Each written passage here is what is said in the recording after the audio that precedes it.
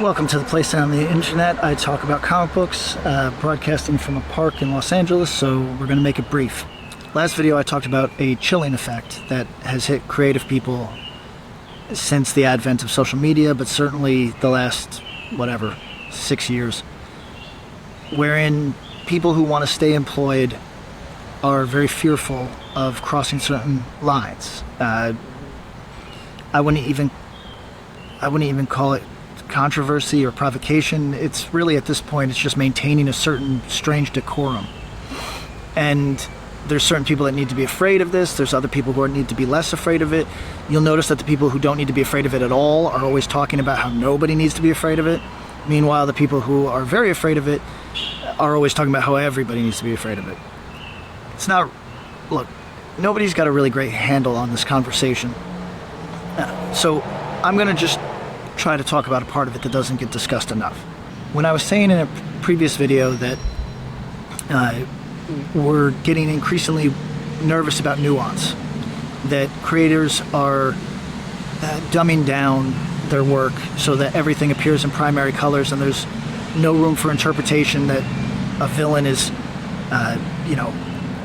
actually a good guy and a good guy is actually a villain, or because the inability to comprehend that both characters are just, in principle, living lives, and through that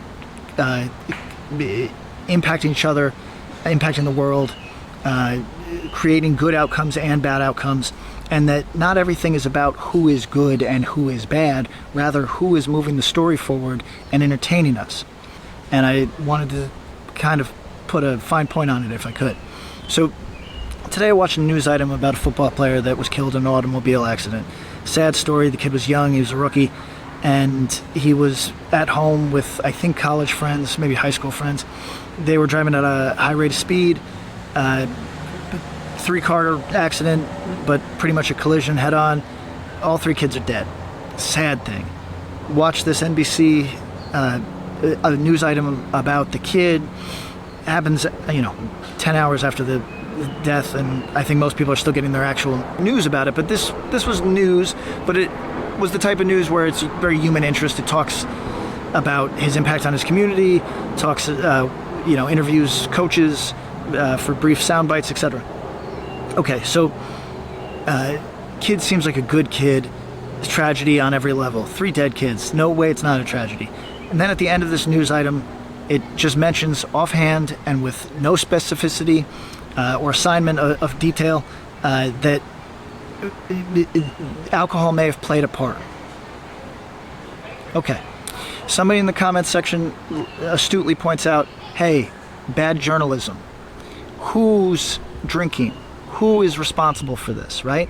You can't suggest that alcohol had something to do with it and not tell us if it was the kids who were driving drunk or if it was the vehicle that smashed into them or they smashed into. It's a multiple car accident. Who was drinking? You got to tell us. Otherwise, what it does is it provides plausible deniability. You're able to say that you mentioned it and that you reported something accurately, but you didn't, because you didn't say the thing that might make your character, the kid in this case, because they've made him a character. And we should talk about that in some context too, that's all news is. It's creating characters out of real people. But they've made him a character, and they've made him a sympathetic character, and now they can't risk that by perhaps saying an unfortunate thing, which is maybe the people in his vehicle were hammered. I don't know that, but I don't know that because the news refused to tell me what was going on. They were too busy trying to paint a very singular idea of what this kid was in my mind. But I would offer that they didn't need to do that. All I needed to know was that the kid was, I don't know, like a 23-year-old kid? That's all I needed to know. It's a tragedy regardless. I don't care if he was high out of his mind on methamphetamine and had just robbed a bank. It's still a tragedy because he's a human being. However, news media, and if you'll follow me on this, fiction writers are terrified of the notion that the narrative that they have forged is going to be compromised in some way by nuance, by the completeness of a life, by the thing that we used to have an intrinsic understanding of, which is people do good and do bad. Media is terrified of this idea. You'll see this in the political reportage realm, where candidate is all good or candidate is all bad. With characters in fiction, it used to be that only the worst type of fiction had these characters that were mustache twirlers or white hats and there with nothing in between. And we all understood that that was a degraded thing meant for children. But now this is the space that we occupy because we're scared. We're scared of having our lead do something ugly. I was watching a film called maybe Asidio. I don't know how to speak Spanish. Translates to siege. Decent movie, stupid third act. Maybe watch it, maybe don't. Whatever. The reviews for it point out, this movie sucked. The lead was a bad person. She stole. Fucking what? Yeah, she stole. She's not a perfect character. That was part of the goddamn thing. She was a human being with good and bad to be said for her, just as there's good and bad to be said for everyone. The point is not to... The point of a film, of a comic book, of anything, is not life lessons. It's not didactic, or if it is, the author is a fucking loser. It's not a children's book. I worry. Not worry. I see very clearly that in this moment, we're making characters into Steve Ditko-esque Mr. A interpretations of life. All good or all bad. How could anything good have badness in it? Wouldn't some badness ruin the idea that a person is good? This is... everybody shits on Ditko for his objectivist viewpoints, but then they all seemingly embrace this end of that particular worldview. They take none of the positive aspects of that worldview and just take this one part, which is that everyone who has done bad is foul beyond repair and could never be the rightful protagonist. Not hero. Fuck it. Couldn't even lead a story, because then I don't know what you'd have to